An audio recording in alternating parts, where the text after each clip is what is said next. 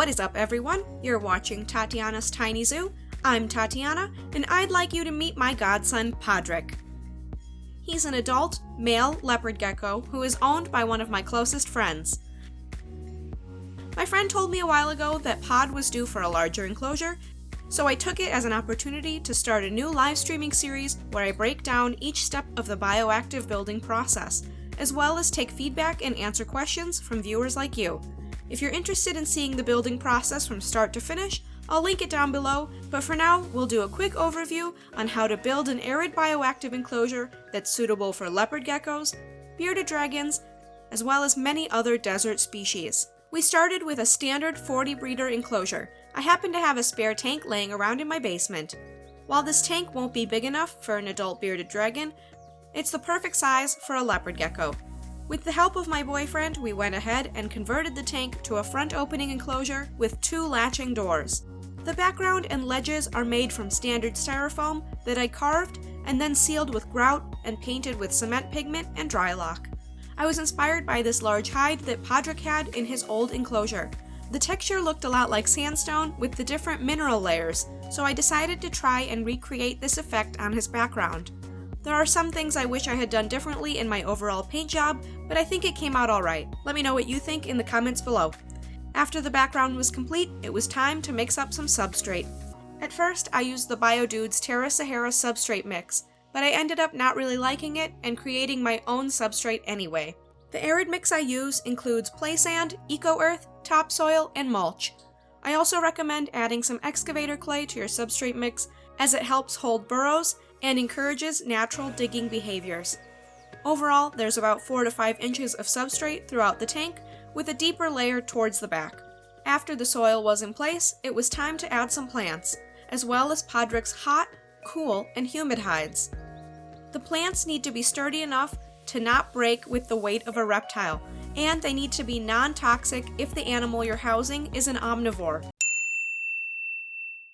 One plant I added was the Crassula ovata Golem jade variety. Any jade plant is considered non-toxic and safe for reptiles, but I really love the look of this variety because it looks like Shrek ears to me. Donkey? I also added a Haworthia and an Echeveria succulent because I love the vibe they give to an arid enclosure, and they're both also safe for reptiles. The last plant I added was this Neon Pothos because as it grows over time, it will fill out the space and provide awesome coverage. There are mixed reviews on if Pothos plants are non-toxic. Some sources say they're fine if ingested, and others say they do have mild toxicity, so I would personally only use this plant with non-plant eating reptiles. Other plants that are safe for arid enclosures are thornless prickly pear cactus, air plants, aloe vera, and even herbs like basil, parsley, and oregano.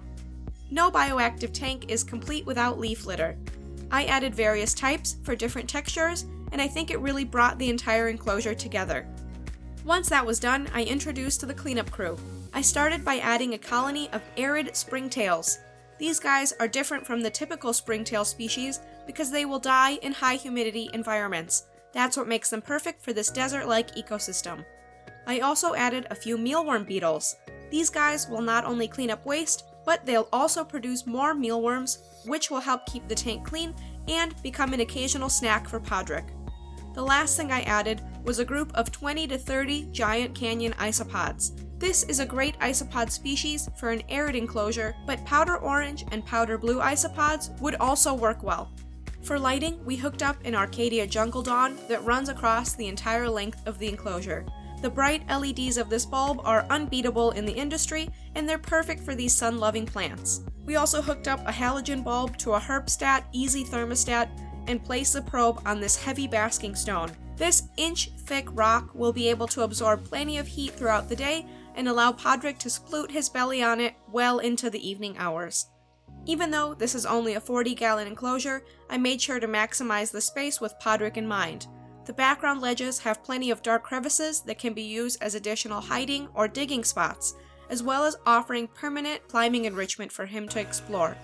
I tried to utilize as much of the vertical space as I could because I know Pod loves to cruise around every inch of his current home and will take advantage of any opportunity to do some exploring. The substrate is deep enough to handle a lot of digging, as well as keep the bottom layers moist enough for the plants and the cleanup crew. This build is perfect for a leopard gecko, but it can easily be adapted for a bearded dragon or other arid reptile depending on the overall enclosure size and keeping in mind what plants are safe if accidentally ingested. As you saw in this video, Podrick started exploring his new home almost immediately, and it was awesome to see him exhibit both climbing and digging behaviors from the very first day in this bioactive build. It just goes to show that our pets will always utilize and appreciate any enrichment we give them, and it is our job as pet owners to give our scaly, or furry, or feathered friends the very best that we can. It doesn't even have to be an extravagant vivarium like this, whether it's more space to explore, more time outside of their enclosures, a variety of food types, or even just rearranging their hiding spots. There are a ton of creative ways that you can enrich your pet's life, and your pet will be better off for it. Anyways, I hope you enjoyed this arid bioactive enclosure build. Let me know what videos you'd like to see next in the comments down below. Thank you guys so much for watching, and I'll see you in the next one.